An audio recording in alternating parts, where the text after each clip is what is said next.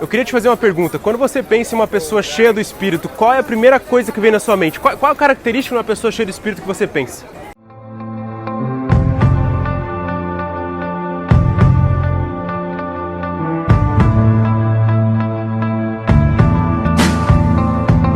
E aí galera, eu tô aqui no Pier de Santa Mônica, na Califórnia, e eu queria falar algo com vocês sobre o que de fato, na minha opinião, é uma pessoa cheia de Espírito, baseado em uma passagem bíblica que é uma das minhas favoritas. Eu vou ler aqui pra gente. A história do primeiro mártir da história, lá de Atos 7, a partir do versículo 54, fala assim: ouvindo isso, ficaram furiosos e rangeram os dentes contra ele.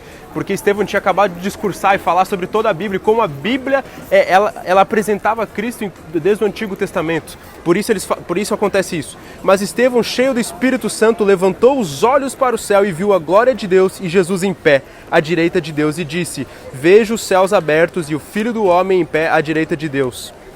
Mas eles taparam os ouvidos e, dando fortes gritos, lançaram-se todos juntos contra ele. Arrastaram-no para fora da cidade e começaram a apedrejá-lo. As testemunhas deixaram seus mantos ao pé de um jovem chamado Saulo.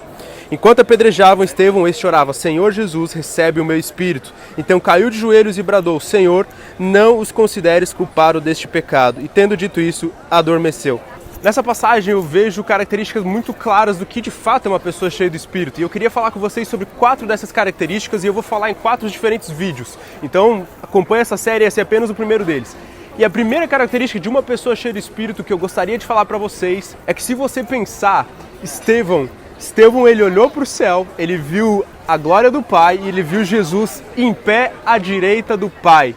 É muito interessante você pensar que essa é a primeira e única menção de Jesus em pé na Bíblia, se levantando do trono dele.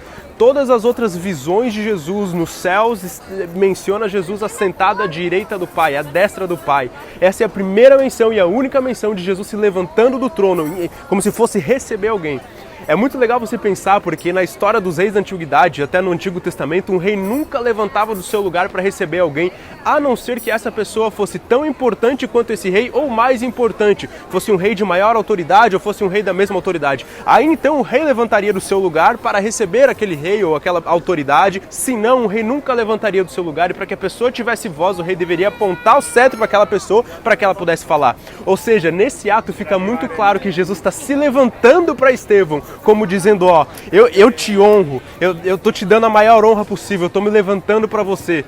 É como se Jesus estivesse igualando ele com Estevão. Óbvio que não, mas é esse nível de reconhecimento que está acontecendo naquele momento.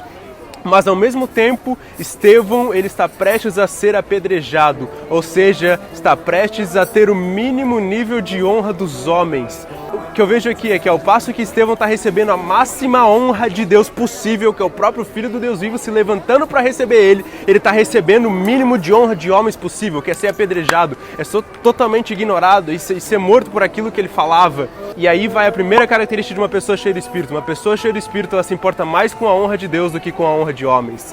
E isso na nossa geração é muito importante ter claro na nossa mente, porque com o gospel é muito fácil a gente visualizar aquelas pessoas que são muito honradas por Deus, que pregam para milhões de pessoas, aqueles cantores talvez que agitam multidões, que são muito honrados pelos homens, a gente pode dizer assim, e a gente achar que aquilo é porque Deus está honrando aquela pessoa. Então, à medida que Deus honra aquela pessoa, é à medida que ela é honrada pelos homens. Mas não é bem assim, porque os homens, eles sempre vão te honrar por aquilo que eles veem, mas Deus, ele te honra por aquilo que os homens não veem. Pensa em José do Egito, por exemplo. Muitas vezes a gente acha que José finalmente foi honrado por Deus quando ele virou governador do Egito. Passou pela prisão, passou lá pelo buraco quando os irmãos dele jogaram lá, e daí então em um certo momento Deus honrou ele e ele virou governador do Egito. Eu não acho que foi assim. Eu acho que Deus sempre honrou ele da mesma forma. Deus honrou ele quando ele estava no buraco, Deus honrou ele quando ele era um prisioneiro, Deus honrou ele quando ele foi escravo, e Deus também honrou ele quando ele foi um governador. O que muda ali é o propósito de Deus, e não o fato de que, porque ele foi muito fiel, Deus então honrou ele.